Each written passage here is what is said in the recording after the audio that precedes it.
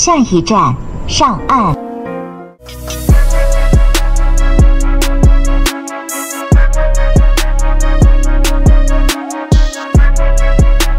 以前我一直把一句話奉為真理，我相信屏幕前的你也听过无数遍。孩子，只要你书读好了，命運就改變了。這句話曾經是我們這幾代亞洲人的信仰。直到這2年，我回老家過年，在我姐家看到的現實，這個信仰碎了一地。不是因為看了什麼冷冰冰的 GDP 數據，也不是因為什麼教育專家的報告，就是因為看着餐桌對面我那個還在上初3的小外甥，那一刻我突然意識到一個很恐怖的事情，也許不是孩子不努力，也不是家長沒給夠錢，而是教育這輛車正在把我們拉向一個和承諾完全相反的方向。歡迎收看小雪的頻道。今天咱們不聊那些高大上的政策，不貼什麼躺平或內捲的標籤，我就想從我姐家的那張餐桌出發，帶着大家飛一圈，去台灣，去日韓，去歐美看看，咱們把中國式焦慮放在世界的坐標系裡量一量，聊一個可能有點扎心的問題。2026年了，教育還是那根改變命運的救命稻草嗎？先說说我姐家的情況吧。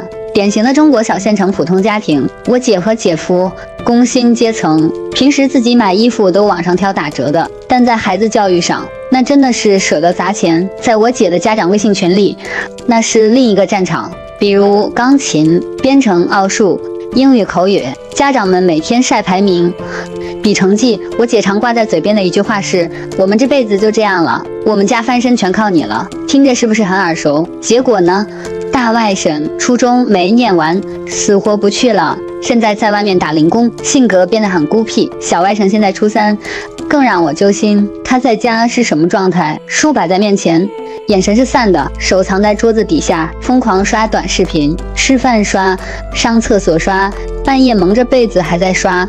我姐氣急了去搶手機，孩子冷冷地回了一句：我到現在都記得那個眼神。他說我實在是學不進去了，那我為什麼要現在吃苦？打也沒用，罵也沒用，最後全家只能眼睜睜地看着他用一種混日子的心態等着熬過初中。那段時間我就在想，如果父母已經把半條命都搭進去了，孩子卻連為什麼要讀書這個最根本的邏輯都不信了，到底是孩子病了，還是這個社會病了？帶着這個疑問，我開始翻看各國的資料，然後我發現了一個讓我後背發涼的事實：這種絕望感不光我有，我姐有，它是全球通用的語言。世界經合組織做過一個全球學生幸福感調查，你會發現全世界的家長都在教育焦慮，全世界的學生都在喊累，但是哪怕同樣是捲，中國、台灣、日韓和歐美捲的姿勢和原因竟然完全不一樣。接下來請繫好安全帶，小雪帶你一層層剝開這個全球教育焦慮的洋蔥。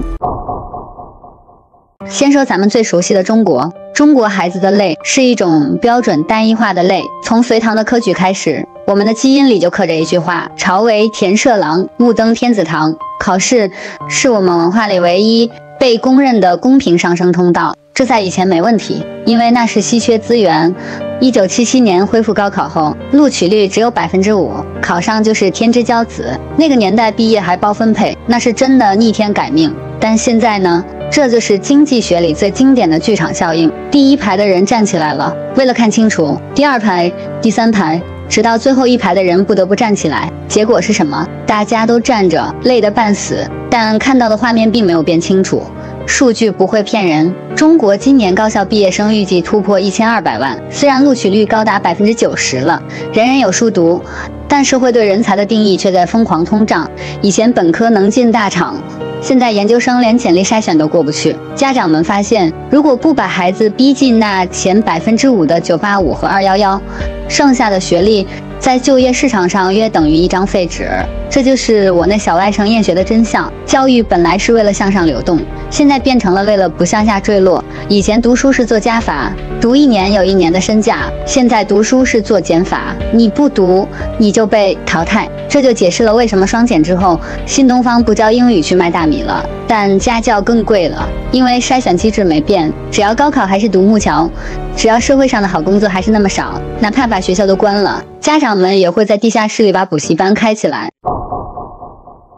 那我們先看看海峽對岸，很多人對台灣的印象是小確幸，生活節奏慢，而且台灣沒有高考一考定終身，他們有繁星計劃，申請入學，路子寬多了，聽起來是不是很羨慕？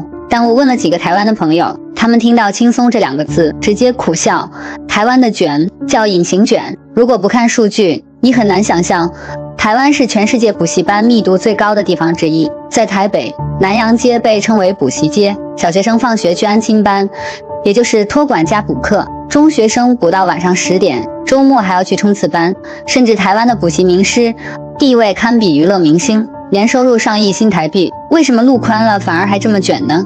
因為台灣面臨的是嚴重的學歷通貨膨脹，人人都是大學生，甚至人人都是碩士。當學歷变成標配，它的含金量就歸零了。根據台當局的數據，2023年大學畢業生平均起薪大概2.8萬到3萬新台幣，約合6到7千人民幣左右，看着還行。但考慮到台北的物價和房價，這個收入只能說達到生存線，所以台灣孩子不是學不進去，而是不敢停下來。他們拼命補習，不是為了做人上人，而是為了在滿大街的大學生裡，哪怕多那麼一點點競爭力，不要淪為下流老人，也就是低收入老年群體預備役。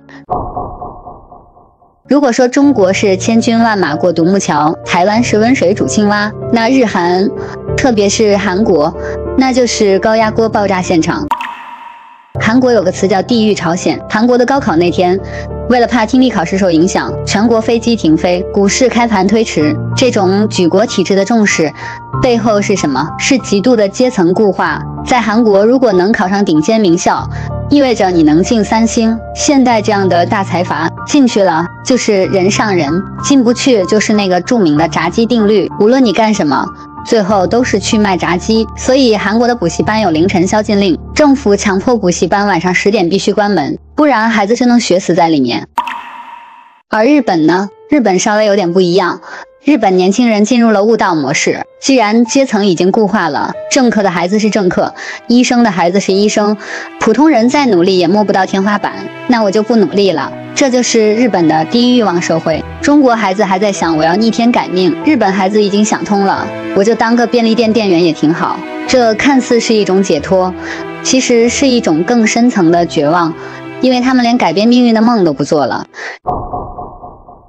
說到這，肯定有人會說，那我們學歐美啊，你看美國、歐洲，快樂教育，下午3點放學，培養創造力。這裡有一個巨大的誤區。經過我查閱資料研究發現，歐美的教育其實是雙軌制，而且比亞洲殘酷的更直接，因為它用錢劃線。歐美確實有快樂教育，那是公立學校，很多公立學校真的是下午放學，沒作業，老師帶着做遊戲，結果是什麼？這些孩子長大了，大概率連基本的數學心算都不會，一篇完整的文章都寫不通順。他們快樂嗎？當下是快樂，但他們將來大概率只能去幹藍領工作，成為社會底層。當然，做藍領也能實現社會價值，沒什麼低人一等的。而歐美的精英階層呢？你去看看紐約上東區的私立學校，去看看英國的伊頓公學，那裡的孩子比北京海淀黃莊的中國孩子還要累。他們要學拉丁文，學擊劍，學馬術，去非洲做慈善義工，還要保持全 A 的成績，因為他們的目標是常春藤。在美國，如果你沒有拿得出手的特長，沒有校友父親的推薦信，光靠分數想進哈佛，門都沒有。所以歐美的教育其實更殘酷。中國的高考至少還能讓窮人家的孩子靠拼命刷題搏一搏，而歐美的精英教育直接把入場券標上了價格，你不僅要有錢，還得有幾代人的積累。看了一圈，我們可以做一個總結：為什麼全世界都在焦慮？因為我們都遇到了同一個問題，經濟增速放緩了，社会坑位變少了。過去幾十年，全球都在增長，教育是增量分配，大家都有肉吃。現在全球進入存量博弈，教育變成了存量廝殺。在中國，我們抱怨應試教育抹殺天性；在歐美，中產階級抱怨學費太貴；在日韓，年輕人抱怨財閥壟斷。表象不同，但內核一樣，教育的投入產出比崩盤了。回到我姐家那個不想讀書的外甥，我可以換一個角度去理解他。當一個孩子發現現實的誘惑太多，學習太累，還不如躺在床上玩手遊來的舒服，他自然會問，我為什麼要吃這種苦？教育真的失效了嗎？我的答案可能有點扎心。作為跨越階層的階梯，教育確實故障了，但作為武裝大腦的工具，教育比任何時候都重要。未來的世界不需要只會做題的做題家，人工智能出來以後，死記硬背的知識最不值錢，但這個世界依然需要能獨立思考的人，能理解複雜系統的人，能和不同文化溝通的人。所以，如果我們還用考高分等於好工作來忽悠孩子，那真的是在騙他們。但如果我們告訴孩子，讀書不是為了讓你騎在別人頭上，而是為了讓你在被生活毒打的時候，除了抱怨，還能有思考和反擊的能力。也許，這才是教育在這個時代該有的樣子。最後，我想把麥克風交給屏幕前的你們，特別是做家長的朋友。如果時光倒流，讓你重新選擇，你是會讓孩子去卷那1/1000的人上人機會，還是寧願他做一個快樂、平凡但可能沒那麼多錢的普通人？歡迎在評論區留下你的答案。下一期我會繼續聊一個和今天密切相關的問題，